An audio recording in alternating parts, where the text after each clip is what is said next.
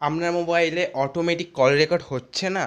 আপনি এটাই ভাবছেন কী করে অটোমেটিক কল রেকর্ড করবেন? অচেনা কেউ ফোন করছে বা আপনার প্রিয় কেউ ফোন করছেন, সেটি রেকর্ড করতে চাইছেন কিন্তু করতে পারছেন না, অটোমেটিক করতে পারছেন না। তার জন্য আজকেরকার ছোট্ট একটি ভিডিও। চলুন তাহলে মূল ভিডিওতে যাওয়া যাক। আপনারা যে জায়গাটিতে নাম্বার টাইপিং করেন ওই জায়গাটিতে চলে আসবেন। আসার পর সবার ওপর দেখবেন 3 ডট আছে। এই 3 ডটের উপর টাচ করবেন। করার পর দেখবেন কল সেটিংয়ে টাচ করার পরে এইরকম একটি জায়গায় চলে আসবেন। এখানেতে আসার পরে এখানে অনেক অপশান দেখতে পাবেন, না দেখতেই পাচ্ছেন অনেক অপশান আছে। এখানে কোনো কিছুই টাচ করার দরকার নেই। এখানে কল রেকর্ড যে জায়গাটি আছে সেই জায়গাতে টাচ করলেন, করার পর এরকম একটি পেজে নিয়ে চলে আসছে। এখানেও কিছু করতে হবে না, এখানে 2 নম্বর যে অপশানটিতে আছে সেখানে টাচ করবেন।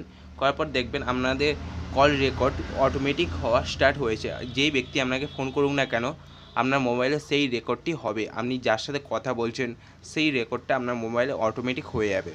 এখনকার সময়ে এই কল রেকর্ডটা খুবই জরুরি, কারণ এখনকার সময়ে অনেকে অচেনা লোক ফোন করছে, করে অনেকে অনেক রকমভাবে কথা বলছে, কিন্তু সেটি কল রেকর্ড করা থাকলে খুবই সুবিধা হয়। এছাড়াও আপনাদের প্রিয় মানুষের সাথে কথা বলছেন, সেটি পরবর্তীকালে শোনার চেষ্টা করছেন কিন্তু শুনতে পাচ্ছেন না, তার জন্য কল রেকর্ডটা করে রাখা খুবই প্রয়োজন।